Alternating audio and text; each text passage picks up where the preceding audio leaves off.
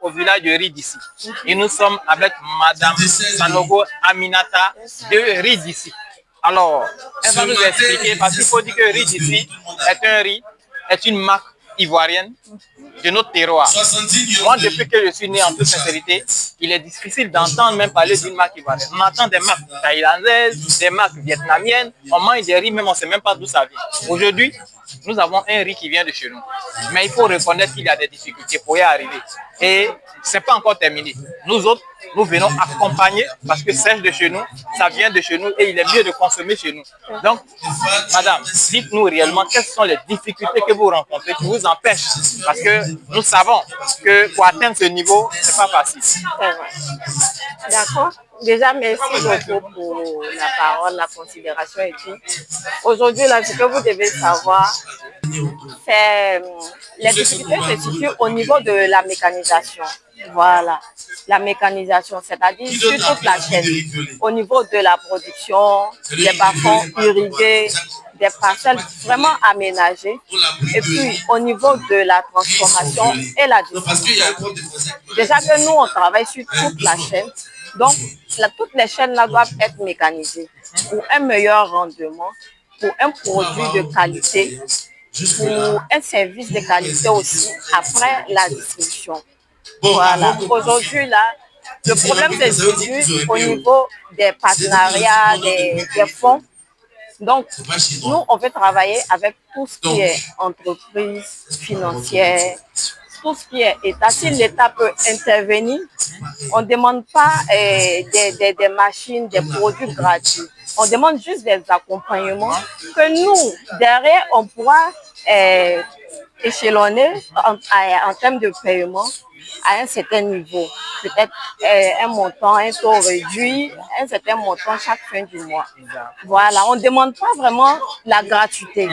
Quand on demande 10 millions, 10 milliards, 20 milliards, ce sont des fonds qu'on va utiliser pour une production de masse, voilà, pour baisser le coût de production et le coût du prix du riz sur le marché. C'est dans ce but-là que nous demandons des fonds pour investir dans la production du riz.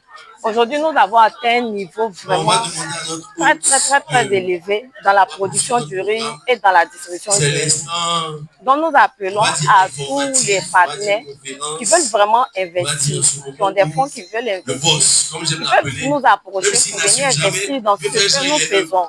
Voilà. Ça peut être suivi par des notaires, tout ce qui est. On veut travailler dans la légalité. Donc, tout ce qui est légal, là, c'est ce que nous voulons faire. On a vraiment besoin de soutien, on a besoin de fonds, on a besoin de beaucoup de choses. Donc, si je comprends bien, actuellement, riz d'ici fonctionne sur fonds propres. Oui, riz d'ici fonctionne sur fonds propres et on a quelques partenaires avec qui on travaille déjà. Voilà. Ça fait depuis 2022, on a des partenaires avec qui on travaille.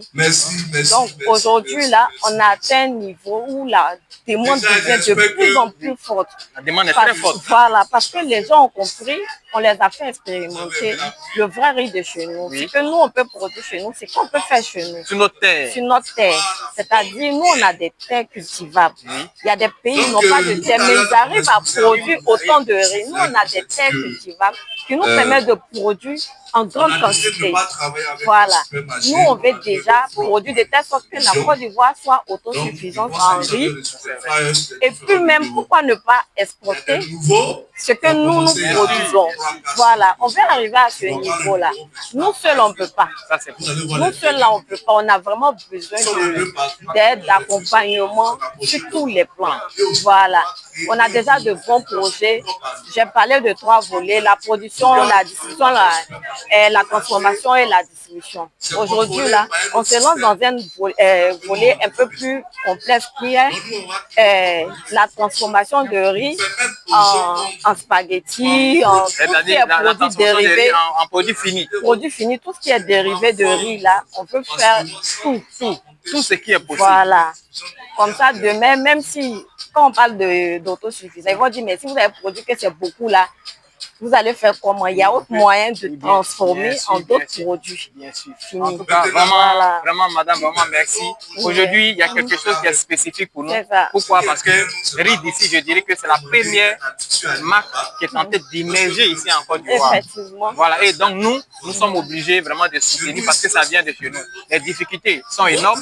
Alors, le riz d'ici lance un appel à tous ceux, c'est-à-dire qui souhaiteraient vraiment apporter leur appui financier pour que vraiment il y ait une production de masse. Pourquoi? Parce que la demande devient de plus en plus importante.